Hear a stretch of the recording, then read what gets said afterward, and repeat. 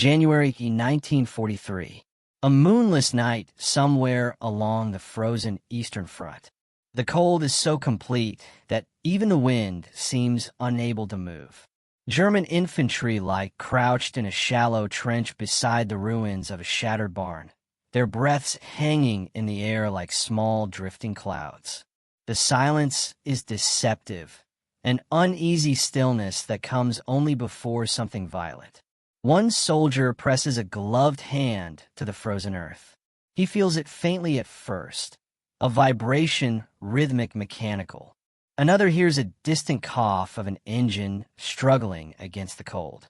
Then a second, then a third. Moments later, the darkness ahead flickers with a brief spark, like someone striking a match in the night. And suddenly the world erupts. A column of liquid fire arcs across the blackness, slamming into the tree-line with a roar that swallows the night whole. Flames billow outward, climbing and twisting, turning the pitch-black steppe into a blinding, violent glow. Shadows stretch long and frantic as German soldiers throw themselves deeper into the earth, realizing too late what is coming toward them. Flame tanks, advancing, burning, reshaping the night itself. And the fear they sparked was not born in this moment alone. It had been building for years, forged by the brutal evolution of the war. The terror German infantry felt on nights like that did not appear suddenly on the Eastern Front. It emerged from a long, grim evolution of warfare, one that transformed fire from a primitive weapon into an industrial tool of battlefield domination. To understand why flame tanks struck such visceral fear, we must step back into the shifting landscape of the Second World War, where armies were forced to adapt to brutal new forms of close-quarters combat. When the war began in 1939, armored warfare was still defined largely by speed, shock, and mobility. Germany had demonstrated this with devastating effect in Poland and France, using fast-moving panzer divisions and concentrated air support to collapse enemy defenses before they could reorganize. But by 1941-42, the character of the fighting had changed. The Wehrmacht found itself stretched across vast distances, locked in brutal positional battles that demanded something far more punishing than high-speed armor thrusts. Cities became fortresses. Villages were converted into strongpoints. Trenches and bunkers layered the countryside. Raw firepower, not maneuver, became the means of pushing an enemy out of cover. And that was where flame weapons entered the story. Every major fighting force had experimented with flamethrowers during the First World War, yet their range, weight, and limited fuel made them risky tools for infantry.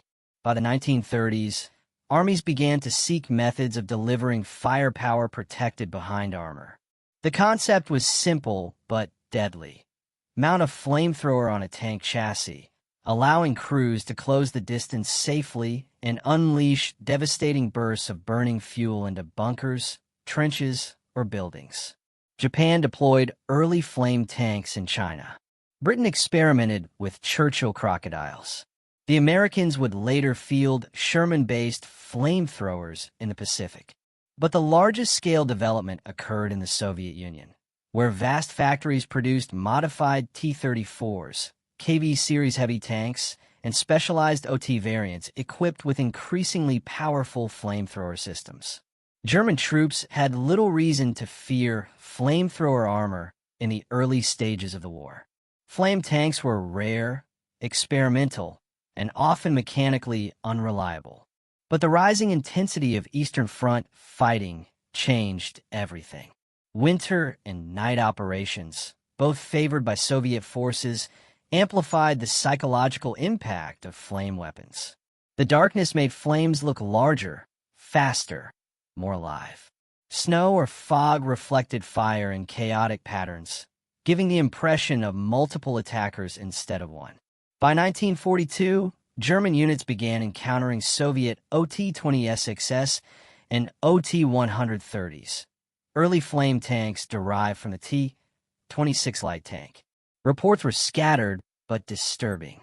Soldiers described walls of fire streams of burning liquid, and fields lit as bright as daylight. Although these early models were thinly armored and vulnerable to anti-tank fire, their shock effect was undeniable. But the greatest change came in 1943 with the arrival of flame-equipped T-34s and KV-8 heavy tanks. The OT-34, based on the already formidable T-34 chassis, delivered both mobility and survivability. Its flamethrower, capable of projecting burning fuel between 60 and 100 meters depending on mixture and temperature, was mounted in the hull, replacing the usual machine gun. Backed by the tank's 76mm gun in the turret, this created a dual-threat vehicle capable of assaulting strongpoints with both fire and conventional armor-piercing rounds. German infantry, already strained by defensive operations, suddenly faced tanks that could burn entire trench sectors in seconds. And in night battles, the effect was multiplied. The intense flash of ignition, the roar of pressurized flame, and the rapid spread of fire across frozen ground created an atmosphere of overwhelming power. But the strategic environment of 1943 shaped this fear just as much as the machines themselves. After the catastrophic German defeat at Stalingrad, Soviet momentum grew steadily. Counteroffensives pushed westward across snow-covered plains and ruined cities. German divisions, depleted and overextended, found themselves facing massed armor attacks supported by specialized engineering vehicles, including flame tanks whose purpose was absolutely clear: break the line. The shift in fighting style, from quick armored operations to grinding close combat, made flame tanks increasingly valuable. Bunkers, cellars, and trenches could not be cleared simply with small arms. Fire, however, could reach inside. Fire forced defenders to abandon positions. Fire consumed oxygen, choked airways, and flooded enclosed spaces with heat and smoke. Flames did not need perfect accuracy. Their mere presence compelled the enemy to move. For German soldiers, especially those with memories of earlier encounters or rumors from other fronts, the psychological weight grew heavier. By late 1942 and early 1943, fear of flame tanks had become part of the frontline mindset. Spoken quietly at night, shared between trenches, often dismissed by officers, but deeply felt by those who knew how little protection earthworks offered against a wave of burning fuel. Yet the strategic context, as grim as it was, only sets the stage. It explains why flame tanks existed and why they were used, but does not explain why they invoked such instinctive terror. Why grown men, seasoned by years of war, would abandon fortified positions the moment they saw fire blossom across the battlefield. To understand that, we must go deeper into the environment in which flame tanks were deployed and the vulnerabilities they exploited. The Eastern Front was not merely a battlefield. It was a sprawling, shifting environment of trenches, collapsed villages, industrial ruins, and dense forest lines. By 1943, German forces were fighting a defensive war across terrain that magnified every weakness. Night operations had become increasingly common as the Red Army sought to mask movement, achieve surprise, and exploit German shortages in manpower and equipment. Under these conditions, flame tanks became far more than specialized assault vehicles. They became symbols of overwhelming, unpredictable destruction. German defensive doctrine relied heavily on interlocking infantry positions, machine gun nests, anti-tank rifles early in the war, and later Panzerfaust and Panzerschrecks. But these weapons all demanded one critical factor: visibility. A soldier could not fire what he could not see, and at night, against a low silhouette tank moving behind smoke, snow, or trees, visibility vanished. Flame tanks thrived in that darkness, using it as a cloak until the moment they lit the battlefield. Soviet engineers understood this. The OT-34 and KV-8 were not designed to operate like conventional tanks. They were built to rupture fortified lines, clear trenches, and burn out defenders. Soviet doctrine called for them to work in close cooperation with infantry assault groups and sappers. At night, these teams advanced quietly until they were within striking distance. Then, at the signal, the flame tank would unleash its first burst, an explosion of fire that instantly blinded, disoriented, and terrified any defender within range. The flamethrower systems themselves were evolving quickly. Early Soviet flamethrowers relied on compressed air or nitrogen to send fuel outward. Later models incorporated more powerful pressure systems, making the flames longer and more stable. The burning mixture, often gasoline thickened with oil, tar, or later chemical agents, stuck to surfaces, clung to clothing, and pooled inside trenches. Even if a soldier avoided direct flame, the heat and smoke could drive him out. From a technical standpoint, German infantrymen had only a handful of realistic defenses. The safest method was to disable the tank before it reached flame-throwing range. But that required calm aim and a steady firing position, two conditions that vanished once the night sky erupted into fire.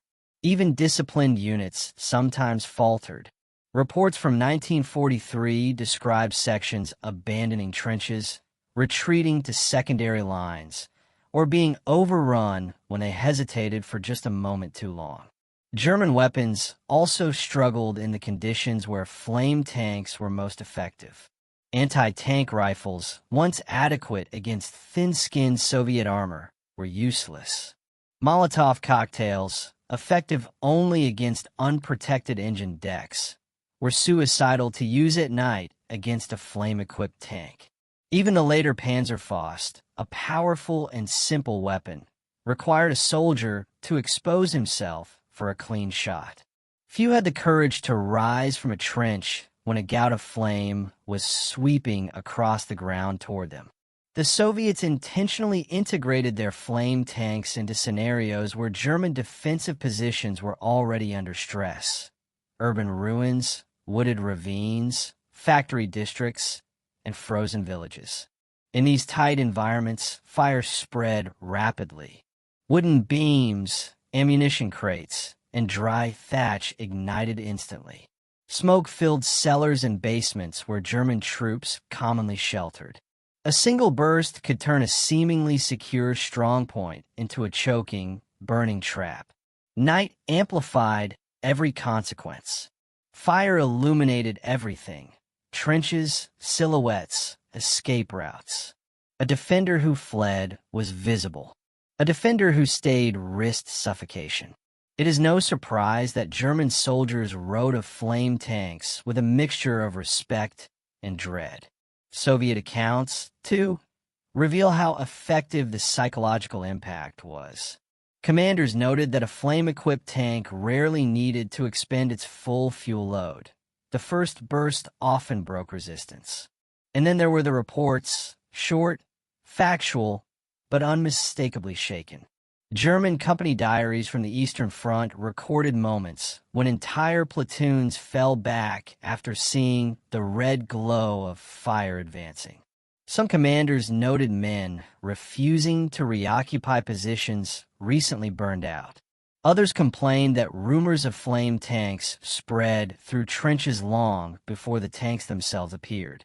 By 1943, fear of flame tanks had become not merely a tactical problem, but a morale issue.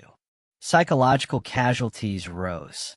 Even battle-hardened veterans admitted the flame tanks were uniquely horrifying, not because of their armor or guns, but because of the weapon they carried, one that turned darkness into daylight and daylight into a furnace. Understanding this environment is essential, for all these factors shape the moments when flame tanks enter the battlefield. But to truly grasp their impact, we must now examine the many dimensions of the terror they produced: the human, the tactical, the mechanical, the ethical. All these perspectives combine to reveal why German soldiers were not simply outmatched by flame tanks, they were overwhelmed by them. Before tactics, before machines, before the calculations of war, there is something far older, the instinctive human fear of fire. German soldiers on the Eastern Front were no different from any men in history facing flames in the dark. Fire was unpredictable. It moved with a life of its own, twisting, reaching, consuming. When a flame tank appeared on the battlefield, it did not announce itself with rational cues. It arrived as a roar, a flash, an overwhelming burst of light that tore the night apart. Witness accounts describe the same moment again and again. The first ignition, a sudden hiss, a burst of pressure, and then a stream of burning fuel arcing across the sky. Men who had survived artillery barges, sniper fire, and tank assaults felt something different inside them when flames poured toward their trench. The fire clung to everything it touched: mud walls, logs, clothing, human skin. It didn't simply burn, it crawled. The panic spread faster than the flames themselves. Soldiers were forced to choose in seconds: stay and suffocate, or flee and expose themselves to machine gun fire. Some froze. Some ran. Some screamed, orders no one could hear. Even men with perfect discipline felt the tightening grip of fear when fire lit the battlefield like a sunrise. It was not just a weapon. It was a force that overwhelmed the senses: sight, hearing, smell, leaving the mind scrambling for escape. And this human reaction shaped every tactical decision that followed. The landscapes of the Eastern Front amplified the terror flame tanks created. Trenches, so vital for protection, became traps when fire poured over their edges. Forests, dense with dry undergrowth or frozen timber, turned into blazing corridors. Urban ruins funneled flames through shattered windows, collapsed floors, and narrow corridors. Flame tanks thrived where conventional weapons struggled. Areas of limited visibility and confined movement. German units trained extensively for anti-tank defense, yet much of that training focused on traditional armor. Standard procedures: hold fire until the tank is close, aim for the flanks, use terrain for cover, failed when a flame tank approached, because by the time the defender saw it, it was already inside striking distance. The timing was brutal. An OT, 34 flame tank, needed only a few seconds to unleash a burst long enough to engulf a trench sector. And once it fired, the battlefield changed instantly. The area lit up, exposing every silhouette.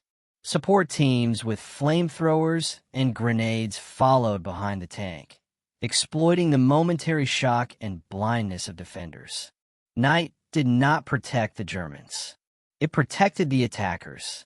4 German infantry, attempting to counterattack or shift positions under bright flame light, was nearly impossible. Every movement became visible. Every shadow became a target. Commanders found themselves unable to coordinate defensive actions because flame tanks erased darkness, the very shield soldiers depended on. The tactical equation was simple. When fire arrived, the line folded. Not always because of casualties, but because positions became untenable in seconds. Beyond fear and tactics, the physical reality of flame weaponry explains why defenders often broke instantly. Soviet flame tanks did not use simple gasoline. Their fuel mixtures were engineered specifically for battlefield effect. Thickening agents turned the burning liquid into a sticky gel that adhered to whatever it hit. Once ignited, it didn't drip away.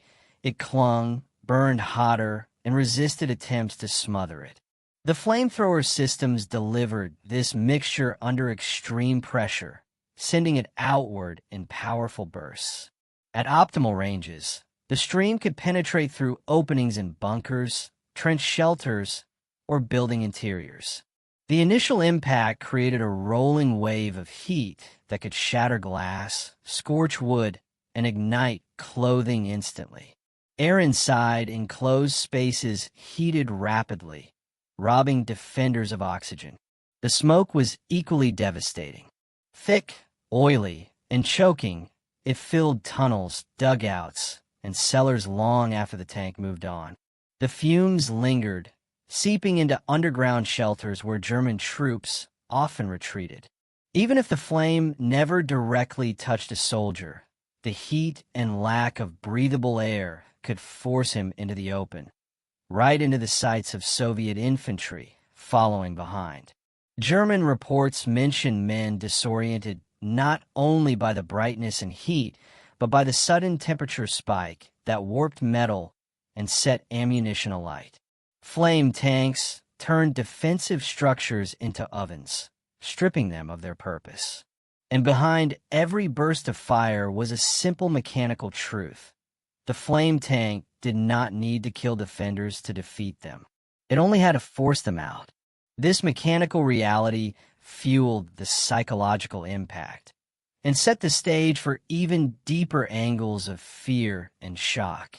Fear is contagious, and on the Eastern Front, commanders discovered that flame tanks triggered a type of battlefield chaos they struggled to contain. German officers were trained to maintain order through discipline, clear communication, and structured defensive planning. Yet flame tanks disrupted those foundations instantly. A typical defensive position depended on coordination between machine gunners, anti-tank teams, riflemen, and artillery observers. But when a flame tank ignited the night sky, communication collapsed. Men could not hear shouted orders over the roar. Runners refused to leave cover. Field telephones burned or lost their lines.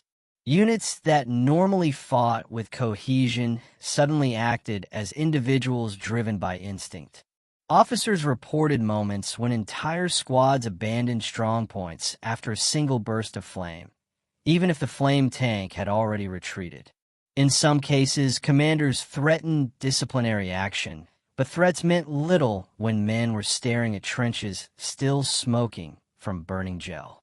Fear eroded discipline faster than officers could restore it. Even elite and experienced German units struggled. Veteran NCOs noted that younger soldiers panicked first, which then spread to older troops exhausted by years of fighting.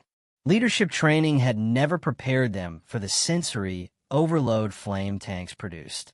Darkness suddenly turned to daylight. Shadows became shifting threats. The smell of burning fuel filled the air. Officers who tried to rally their men often found themselves just as overwhelmed by the sudden heat and noise. Flame tanks didn't just break the front, they broke the chain of command.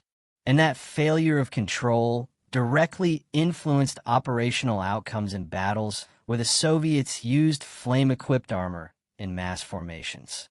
While German soldiers were trying to survive, Soviet forces were studying how flame tanks affected enemy psychology. Soviet commanders, engineers, and assault groups understood that fire did more than destroy fortifications. It shattered morale. They intentionally integrated flame tanks where fear mattered most. In urban warfare, flame tanks were sent ahead of infantry not merely to clear buildings, but to intimidate defenders into withdrawing without prolonged resistance. Soviet assault manuals noted that defenders often abandoned positions when flame tanks approached, allowing infantry to advance with minimal casualties. The objective was efficiency, break the line quickly with limited direct fighting. During night operations, flame tanks became tools of psychological warfare. Soviet planners recognized that darkness magnified the brightness and intensity of fire. A single OT-34 could make an entire sector believe they faced multiple vehicles. Assault groups used this illusion to their advantage, advancing on disoriented defenders who believed they were outnumbered. Soviet soldiers themselves respected flame tanks for their power, but also knew they were vulnerable, thinly armored, often targeted first, and dangerous to operate. Yet crews accepted these risks because they understood the weapon's purpose: terrify the enemy into collapse. Soviet after-action reports frequently emphasized how quickly German resistance broke when flame was used. In some cases, entire trenches surrendered before a flame tank fired a second burst. Fear became a weapon as tangible as steel or gunpowder. The Soviets recognized its value and used it with precision. But fear alone wasn't the only factor. The battlefield environment pulled defenders into impossible moral and ethical dilemmas. For German infantrymen, encountering a flame tank was not just a tactical danger. It was a moral crisis. Most weapons on the battlefield offered at least a theoretical path to survival.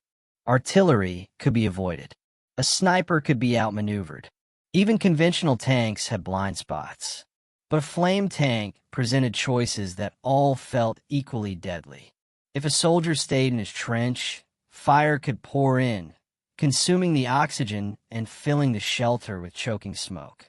If he fled, the sudden brightness exposed him to machine guns or shrapnel. If he froze, he risked being overrun. The weapon forced defenders into instinctive decisions that stripped away the rational calculations soldiers relied on to survive war. Survivors often describe the same sensation: helplessness. Courage and training seemed meaningless when the ground erupted into flame. Men who had endured years of war said flame tanks made them feel like they were facing something elemental, almost unnatural. The psychological trauma was lasting. Some refused to sleep in trenches that had been burned out. Others reported nightmares of fire sweeping toward them. The moral weight was not limited to defenders. Soviet flame tank crews also faced the reality of what their weapon did. Flamethrower operators were acutely aware of the suffering their fuel caused. Many described their role as necessary but grim, particularly because the weapon did not discriminate between combatants and the environment. Flame weapons pushed both sides closer to the emotional limits of warfare, revealing the brutal extremes armies reached to break fortified lines. And as these angles come together, they lead naturally toward the most critical question. When the moment of decision arrived, how did flame tanks change the course of battle? The turning point came in the brutal winter fighting of 1943, when Soviet offensives pushed relentlessly across the Don Basin, the outskirts of Kharkov, and the frozen forests of the Leningrad and Kharkov fronts. These were not battles of sweeping maneuvers or massive tank clashes. They were battles of position: villages, trenches, bunkers, and timber fortifications. And in these environments, flame tanks became instruments of breakthrough. One of the most defining moments occurred during the Soviet assaults near Sinyavino and MGA, where German positions were deeply entrenched in frost-hardened earth, reinforced with logs, snow, and debris. The terrain was a defender's dream: narrow approaches, thick forest, limited armor mobility. Soviet command understood this. So instead of leading with conventional tanks, they assembled assault groups built around OT-34 and KV-8 flame tanks supported by shock infantry and sappers. The night before the attack, the temperature dropped well below freezing. German outposts recorded deep silence in their logs, always an uneasy sign. Yet what unnerved the defenders most was the absence of the usual Soviet artillery harassment. It was quiet, too quiet. The Red Army was saving the opening blow for something else. Minutes before dawn, Soviet infantry advanced through the forest, their movements muffled by snow. The flame tanks rolled behind them, engines rumbling low, covered with branches to conceal their silhouettes. German sentries spotted shadows but struggled to identify shapes in the pre-dawn gloom. A machine gun opened fire, then a mortar, then silence again. The attackers held their positions. And then the first flame burst erupted. A KV-8, its heavy chassis grinding forward, sent a jet of burning fuel across a frozen clearing and directly into a German forward trench. The flames landed with a sickening hiss, exploding upward in roaring pillars that illuminated the forest as if lightning had struck. Screams echoed across the line.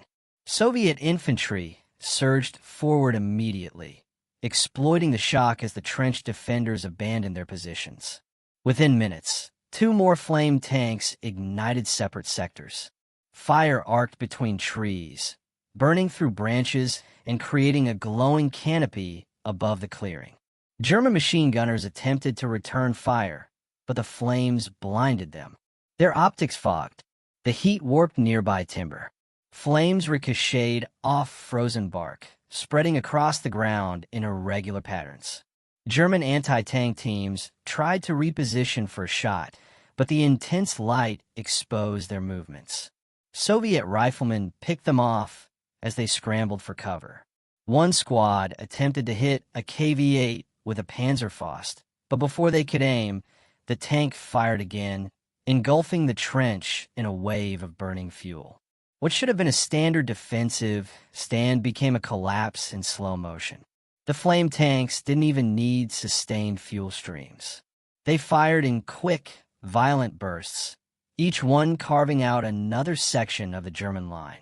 The snow-covered ground, which should have slowed the spread of fire, instead reflected the light upward, creating disorienting shadows that made it impossible to determine the tanks' exact positions. Some Germans swore there were 8 flame tanks when there were only 3. The breakthrough widened quickly. As Soviet infantry pressed forward, German officers attempted to reorganize a fallback. But communication lines had burned. Smoke smothered signals. Platoons received contradictory orders or none at all. Units that had spent weeks fortifying the line were overwhelmed in minutes. Not because they lacked weapons or ammunition, but because the battlefield itself had transformed into a furnace. At one bunker complex, a cluster of log shelters dug into a hillside, the defenders tried desperately to hold. They fired flares to illuminate the forest and identify approaching tanks. But each flare only added to the chaotic glow created by the flames already tearing through nearby trees. When an OT-34 reached the bunker entrance, it fired directly into the opening. The burning mixture shot inside, filling the shelter with suffocating smoke. The defenders inside either fled or collapsed. Those who ran were cut down by Soviet infantry. Reports from the German regiment in that sector described the scene simply. The position ceased to exist. The breakthrough at Sinyavino was not unique. Similar scenes unfolded across the Eastern Front in 1943–44. At Korsun, near the Narva River, around Kharkov, in the pine forests east of Vitebsk, and in the industrial ruins of the Donbass. Flame tanks consistently turned strong defensive lines into chaotic routes. One particularly devastating moment came during a night assault near Kharkov. German defenders, exhausted from weeks of fighting, had taken shelter in trenches dug into frozen soil. The temperature hovered near -20 degrees Celsius, and soldiers huddled around small stoves, their rifles stacked against trench walls. The attack began with sudden, blinding fire. An OT-34 fired across the trench line, flames rolling down the length of the position like a river of burning oil. Men dove for cover, but the mixture pooled along the trench floor. Several survivors later wrote that it felt like the ground itself had caught fire. Once again, the line buckled. Soviet infantry advanced through smoke and snow, their silhouettes backlit by the firestorm behind them. Flame tanks had changed the battle not through raw firepower, but by altering the environment so completely the defenders could no longer fight effectively. And by reshaping the night into a weapon, they forced German command to confront an even greater crisis, one that would unfold in the next stage of the fighting. The fighting that followed moved with a rhythm shaped by fire. On the ground, infantry squads advanced behind the flame tanks as if walking inside a moving shield. The radiant heat on their faces, the roar in their ears, the flickering shadows dancing across their helmets. They knew that as long as the tank kept firing, the enemy would stay pinned. The German units entrenched in the secondary line understood that too. Reports from surviving officers describe entire platoons collapsing into disarray, convinced they were being overrun by fire wagons capable of burning everything in their path. What broke many units that night was not the physical destruction alone, but the sense of inevitability. Traditional defenses relied on the hope that with enough ammunition, enough grit, and enough cover, a position could hold. But when the first sheet of flame rolled across the second line of dugouts, that belief evaporated. Hardened bunkers that had resisted artillery now glowed orange as fire licked around their firing slits. Machine gun crews abandoned weapons that had jammed from the heat.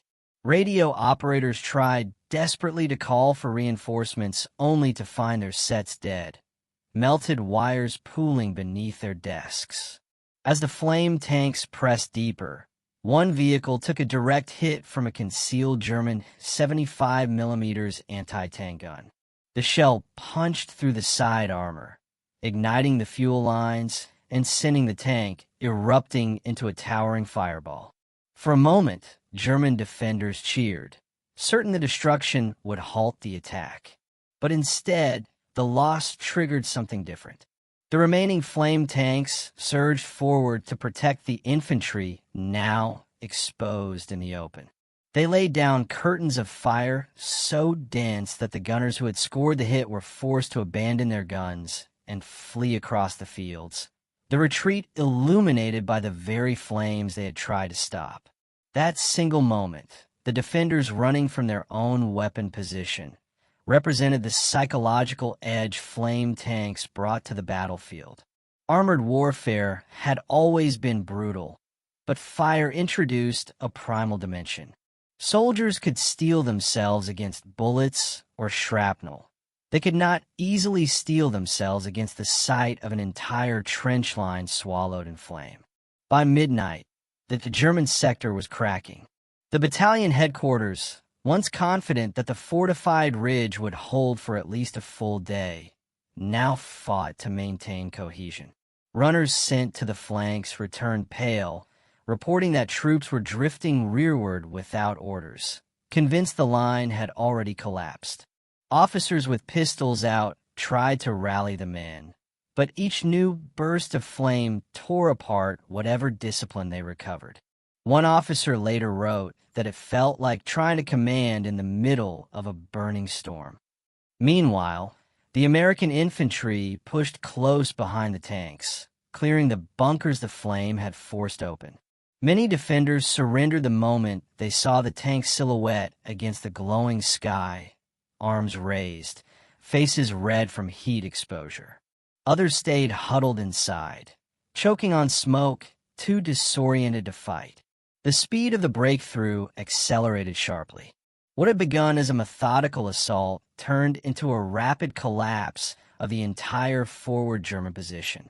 As the Americans reached the final line of defenses, the last German reserves attempted a counterattack, a hurried assault pieced together from engineers, rear echelon troops, and remnants of frontline squads.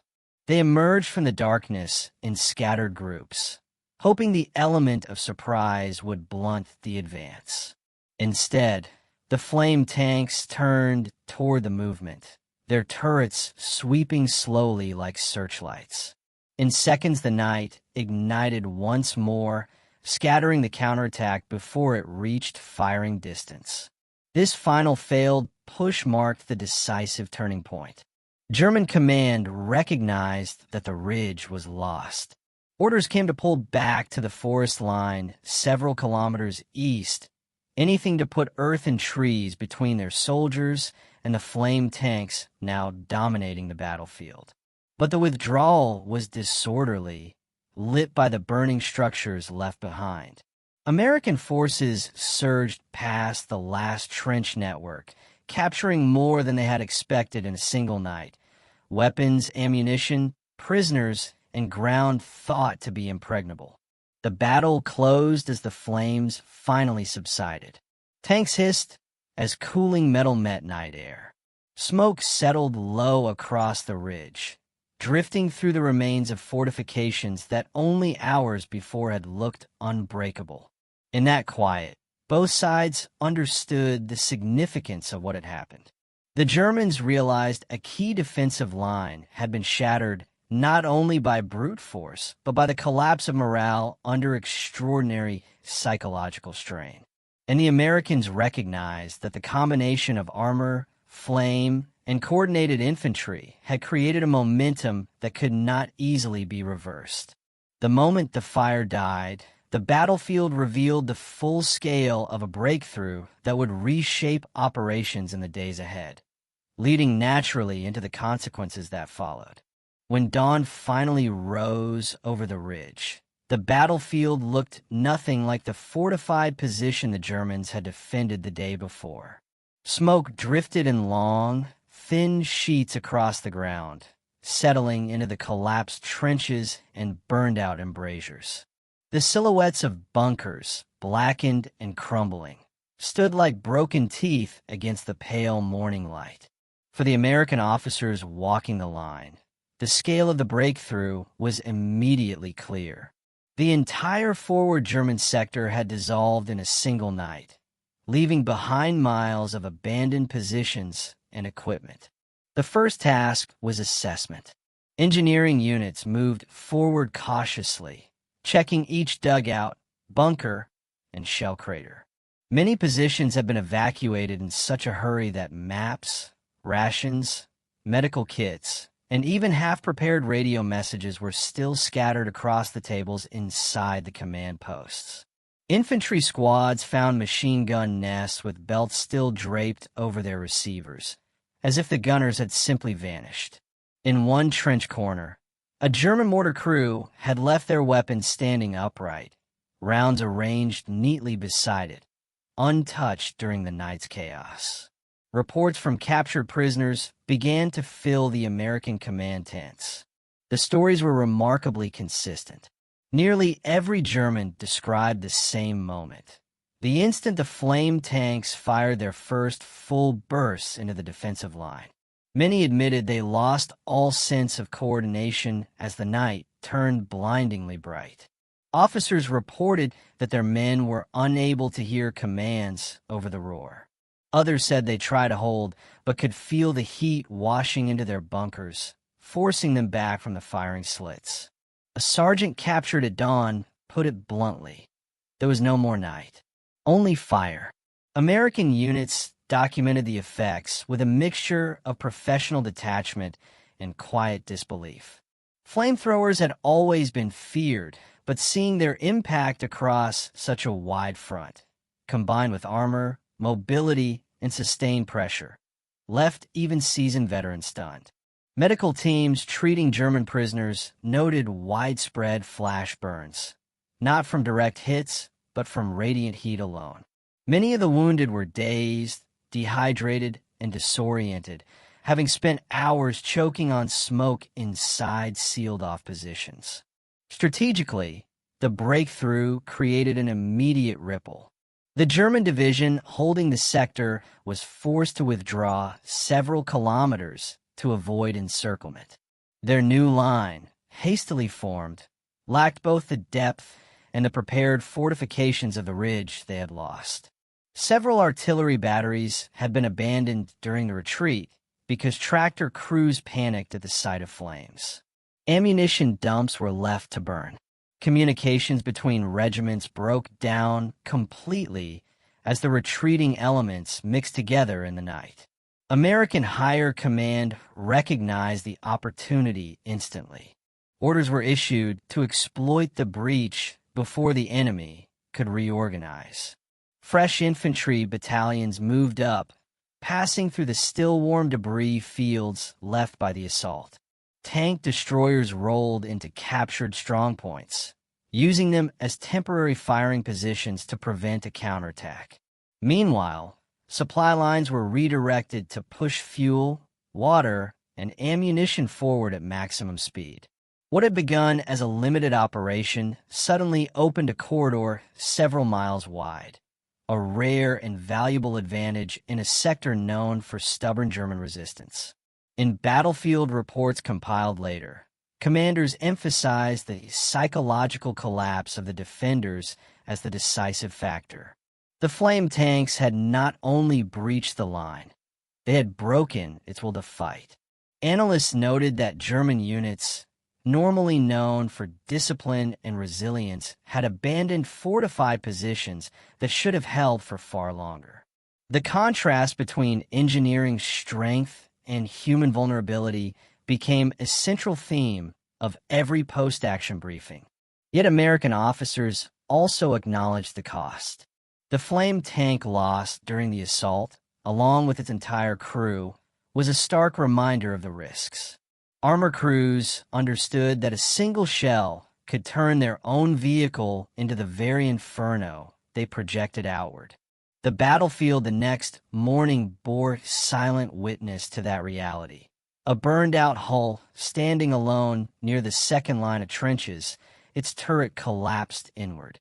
And as the sun continued to rise, the full consequence of the night's events became visible.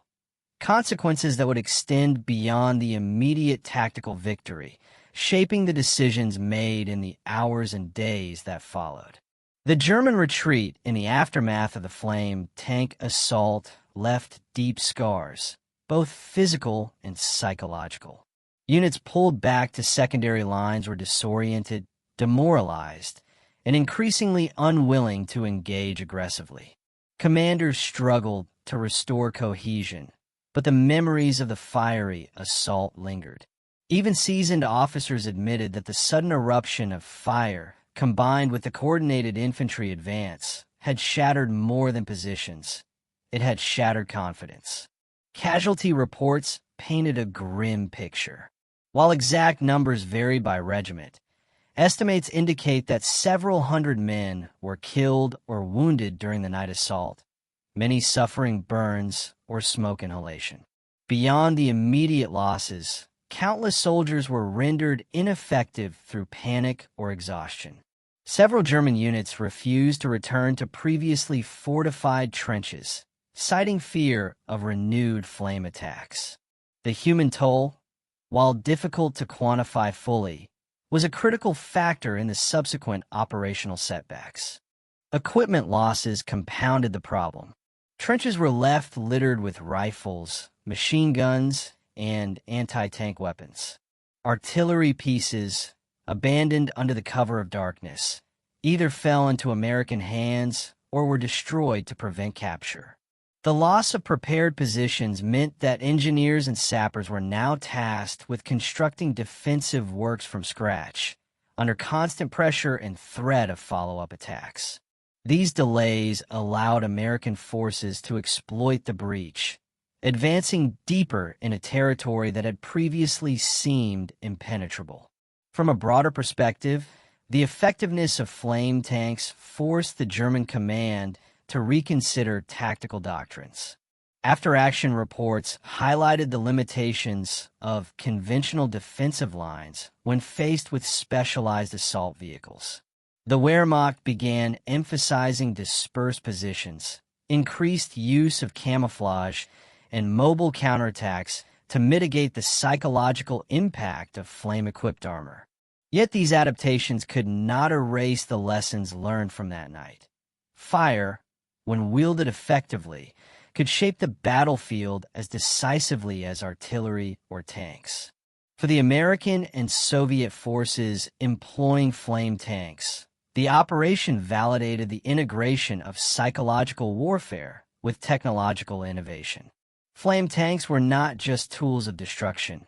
They were instruments of disruption, capable of breaking lines, instilling fear, and accelerating infantry advances. Their success on the battlefield prompted further deployment and refinement, influencing tactics in urban assaults, fortified positions, and night operations. The civilian perspective, often overlooked, was equally stark. Villages, farmsteads, and small towns along the front bore the scars of the flames. Buildings once serving as defensive positions were reduced to smoldering rubble. In some cases, retreating German troops inadvertently set fires that spread beyond the battlefield. Local populations, already accustomed to the hardships of war, witnessed the destructive potential of a weapon that transformed the night into a furnace. By the end of the campaign, the flame tanks had established a new reality of combat. They proved that the psychological dimension of warfare, fear, panic, and disorientation, could be as decisive as firepower or numerical superiority. The destruction they wrought in the Sinyavino and Kharkov sectors became case studies for both sides, a lesson in the human limits of endurance, the vulnerabilities of static defenses, and the power of innovative technology when combined with disciplined infantry support. The stage was now set for reflection.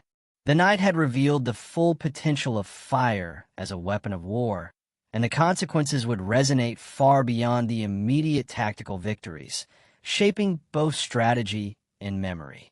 The fire that ripped across the frozen Eastern Front did more than destroy trenches and bunkers.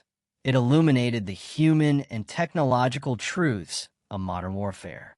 Flame tanks transformed the battlefield into a theater where fear became as potent a weapon as bullets or shells.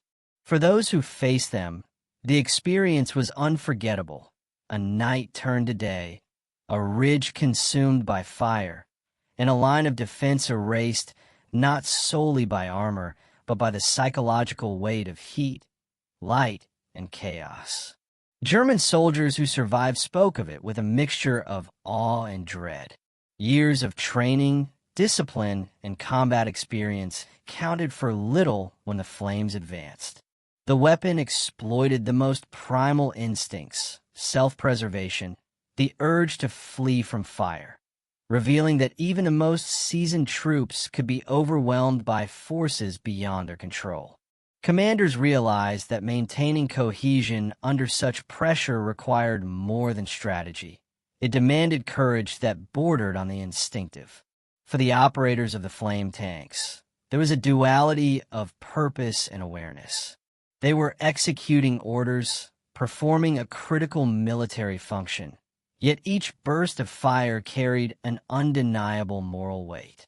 The weapon was devastatingly effective, yet left a permanent imprint on those who wielded it and those who endured it. It was a stark reminder that technological innovation in war often intersects with human vulnerability in ways that no calculation can fully anticipate. Historically, flame tanks demonstrated that victory was not guaranteed by manpower or firepower alone. By integrating terror, precision, and coordination, the Red Army, and later American forces in similar theaters, showed that psychological impact could accelerate advances, reduce prolonged engagement, and reshape operational outcomes. Ultimately, the legacy of flame tanks is both tactical and human. They remind us that warfare is not merely a contest of machines and strategy, but a test of resilience, perception, and endurance. The nights when they burned bright were brief, yet they left an enduring lesson. Fear, once harnessed with precision, can be as decisive as any weapon in the arsenal of war. And in that understanding, we see why the soldiers who faced them were not merely engaged in combat.